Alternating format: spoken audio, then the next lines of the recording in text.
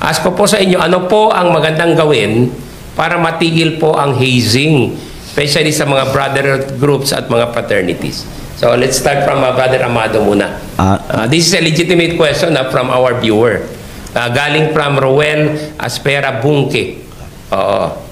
Concerned siya sa mga hazings, no? Nangyayari from time to time naman. Una-una po, salamat po sa nagtanong kay Brother Ruel. Actually, legit, valid po yung kanyang question. Yes. Concern yan, ha? Concern. Yeah. Actually, meron po tayong mga batas na pinairal po. Meron pong batas na ating pong dapat sundin na pinagtibay po ng Kongreso at Senado hinggil po sa pagbabawal po ng hazing. Yung anti-hazing law. Anti-hazing law. Bilang abiding law citizen po, kung ano po yung ipinatutupad ng ating pong pamahalaan, sundin po natin. Sa bahagi po ng Tyre GNP, sa kanyang triangular integrity, kami po ay sumusunod po sa batas na pinairal po ng Pilipinas, ng international law at ng universal law. At lahat po ng ipinatutupad na batas po ng mga otorisadong tao o proper authority, dapat sundin po natin. Kasi mahalaga ang buhay. Opo. At saka, because you're a brotherhood organization, samahan yan eh. So, as much as possible, i-avoid, no? Talaga, kung meron mang mga initiations which are still allowed by law, it should be properly supervised at saka well-coordinated. So, in your case, kasamang Kat, anong masasabi mo dito? Sa amin din naman po, no, isang bahagi din po nung prinsipyong pinanggagalingan ng yung Tenets and Code of Conduct namin, first of all, do not harm at ayaw nating manakit. We condemn violence po, actually. And matagal na rin naman panawagan ng kapatirang Tau Gamma Pi, Tau Gamma Sigma sa ating mga kasama sa komunidad, even sa mga eskwelahan, yung no contact policy. Isa rin po yan sa advokasya natin. At even before pa, even the University of the Philippines po, the mother chapter po ng aming kapatiran ay isa doon sa nag-advocate ng anti-hazing law, yung RA 11053. At sa amin din po, sa mga komunidad, para ma-avoid na natin yung mga fatalities. No? We condemn the violence po na nangyayari, lalo dun sa ibang mga chapters. Marami naman pamamaraan na pwede mong gamitin para ma-test o ma-challenge yung yung loyalty at saka yung commitment and the integrity ng isang plebo or isang aspiring member. Neophytes po natin, yung mga without Lady going Alexis. Through itong violence na ito kasi we condemn this universally. Pero kasi hindi mahalaga ang buhay pero hindi ko po sinasabi na hindi ito nangyayari. No? Parang pamilya po yan eh. May iba't ibang regulasyon, may iba't ibang patakaran. Unfortunately, nangyayari. Nangyayari siya, unfortunately. Sana, ang dalangin natin, hindi na mangyari.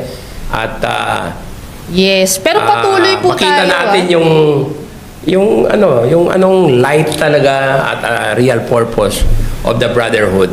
Yung samahan na merong pagmamahal towards each other. Patuloy din po tayo sa panawagan dun, na pinapanawagan din po talaga ng kapatirang Tau Gamma Triskelion, yung no contact policy po natin hanggang sa kasalukuyan. Pero hindi po natin maiwasan yung ibang mga komunidad at ibang eskwelahan. At saka sa police. Nangyayari sa mga trainings, pinagbabawal yan. Ako wala akong prat except yung Eagles, no? Pero earlier in my youth, tayo sa Advanced ROTC kami, and we experience may konting natanggap kami mga palo, etc. Pero over the years nagbago na. Ako naman, when I became a senior cadet officer, hindi ko inulit yan sa mga bago.